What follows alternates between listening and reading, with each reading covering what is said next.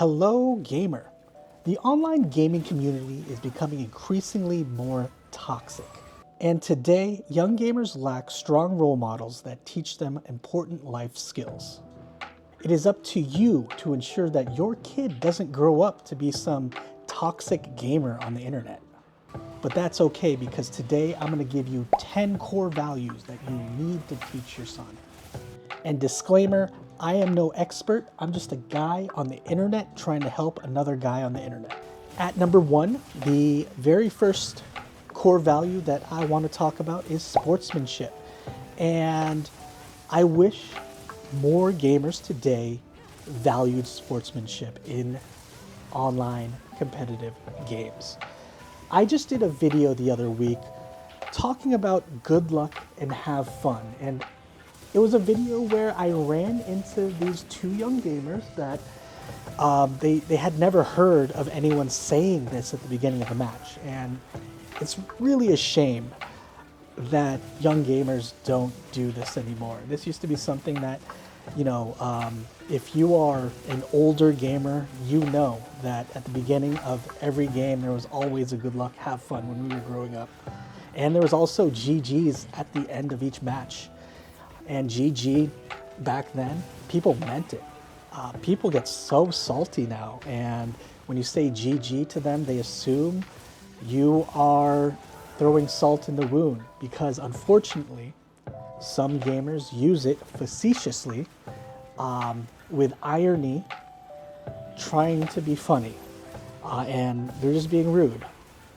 Let's bring good game back. Let's bring it back to before. When you said good game, it was a sign of respect. This is something you really should be teaching your kid, because, there are going to be a lot of rude people out there, and, we should be raising young gamers to be much better than they are now. And certainly, I hope that we come back to an era in which good luck, have fun, and good game means something again. And, it's going to start with us. At number 2, I have keeping yourself accountable. Now, this is super important because a lot of people don't keep themselves accountable in real life or in video games. If you mess up, if you feed, if you die, just lock in and don't do it again. Do your best to reduce the amount of times you feed or you lose or you make a mistake. But when you do make a mistake, hold yourself accountable. Too many times have I seen trolls and toxic gamers. They'll die once, they'll get upset, and they'll start blaming others, and then they start throwing the game. That's not holding yourself accountable. That's blaming everyone but yourself. And we should be raising a generation of gamers that are holding themselves accountable, because they just don't understand how good they can get at a video game once they start holding themselves accountable, how much they can improve once they start holding themselves accountable. They, will learn from their mistakes if they hold themselves accountable and admit they have made these mistakes. And, instead of trolling and rage quitting or AFKing, always try to win. Even if there is no hope of winning, we are going to try, and we're going to work towards maximizing our potential. At number 3, I have do things with integrity. And this is something that is so lost on gamers. Not all gamers, there's only a few people out there, a small minority of gamers, that believe that they need to cheat. They need to play with an advantage, whether it be fair or unfair. In today's world, gamers really feel like they need to win all the time, no matter what. There are a lot of things on the line. If you're good at a game, you could be a streamer, you could be a YouTuber, you could be a TikToker. You might be a professional gamer and get paid just because you're really good. And a lot of people aspire to be great and worshipped for how skilled they are. And sometimes they start getting into this gray area where they start playing unfairly, whether through a program, exploiting game mechanics, using things that are not intended and are against the terms of service of a game. Now, we got to raise our young gamers to not be tempted by these unfair game mechanics or these unfair applications, and even discourage buying power. A person of integrity won't pay someone to play their character. That's just how it is. Gamers play their own game. They don't pay someone to play their game.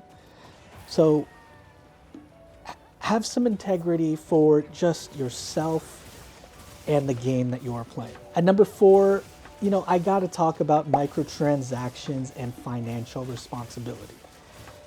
We should start the conversation and start teaching young gamers the value of a dollar as quickly as possible. And I'm talking about buying microtransactions that are shortcuts, experience boosters being, the main one, level up boosts. These things,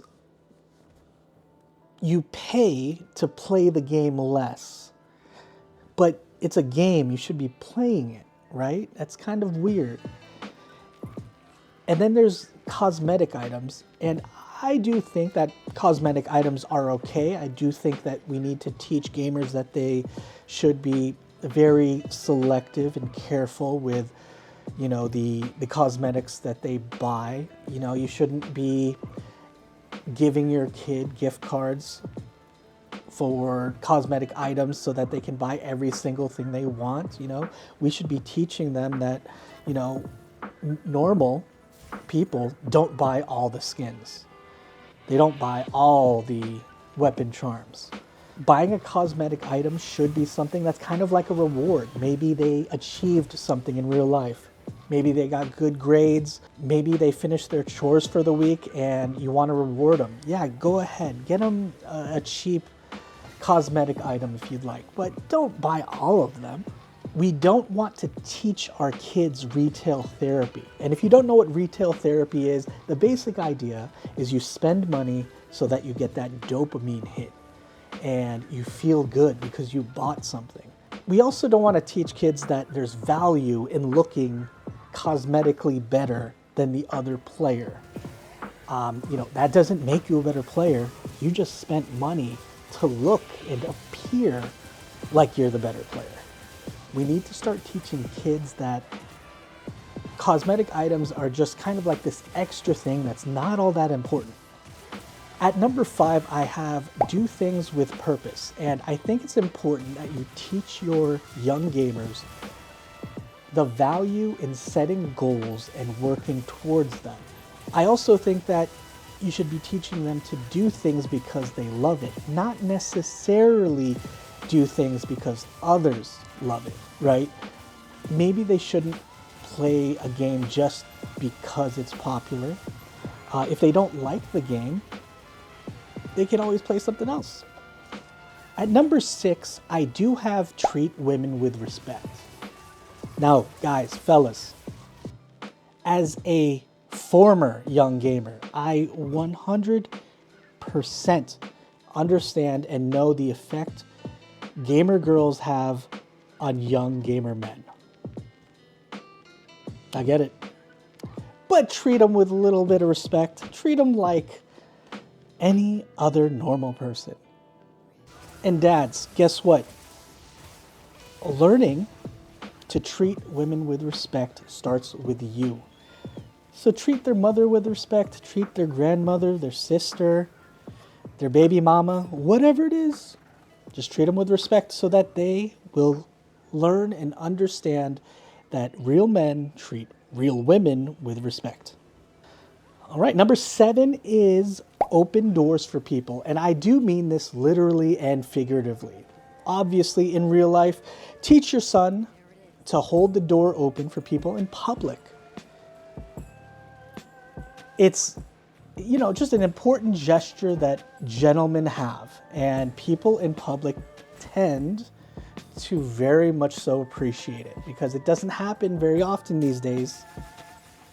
But if we're going to talk about this through the lens of a gamer, I do mean this a little bit more metaphorically. Opening the door for other gamers, that means a few things like helping others without expecting a reward.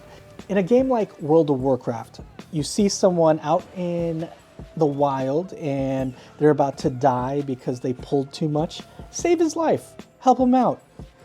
All you're losing is a little bit of time. And that player will very much so appreciate it. In a game like Marvel Rivals, maybe you use your abilities to assist others rather than using your abilities to be selfish. It's a team-based game. Learn to play with others.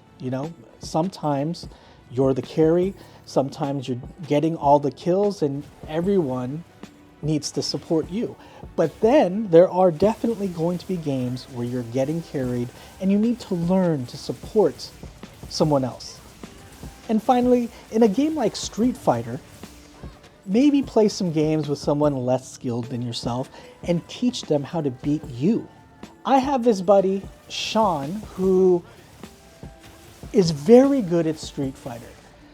He just was missing a few key pieces, and I would play with him without judgment. I would just try to beat him as badly as I could, and some days he would beat the hell out of me. And the reason he was able to do that was I would tell him how to improve and how to beat me every time. And if you want to be a cool guy on the internet, teach someone how to play a game that has far less knowledge and far less experience than yourself. And I promise you, it's fulfilling. So in general, what this means is just teach your son to be kind of helpful to people. At number 8, I have losing does not make you a loser. And there's this great quote by Captain Picard. And we're going to roll that clip right now. It is possible to commit no mistakes and still lose. That is not a weakness. That is life. So losing doesn't make you a loser. In fact, losing doesn't even mean you made a mistake. Losing just happens sometimes. And losing can help us get better because we can learn from our mistakes. And I do believe that identifying you made a mistake in the first place is a great step in improving. If you know you make mistakes and then you study the replay and figure out how to not make that mistake again, or just by trying to reduce that mistake, you will already be better than 90% of people that play games. Number 9, I have the golden rule. And there are so many ways to rephrase this golden rule. Treat others how you want to be treated. Be the change you want to see in the world. Lead by example. And walk the walk. And I truly believe that if you practice this core value, you will be just a pretty cool guy on the internet. So many toxic gamers on the internet today treat people so poorly that it's quite honestly embarrassing. And finally, at number 10, we have learn to apologize. And this is the hardest core value to practice. You need to have the courage to apologize when you do something wrong. You inevitably will do something wrong. It's going to happen. You will break one of the other core values, but how you react after you break a core value speaks volumes about the type of person and man you are. If I break one of my core values, I'm going to try to apologize, lock in, and do better. So just know you'll fail. You'll fail a lot, but make it right, and everything else will fall in line. Now, these 10 core values will help your son grow up into an amazing gamer. But these core values don't stop there. These will benefit them through all stages of their life. Gamer, thank you for your time. My name's Mike. Good luck, have fun, and let's get some good games in.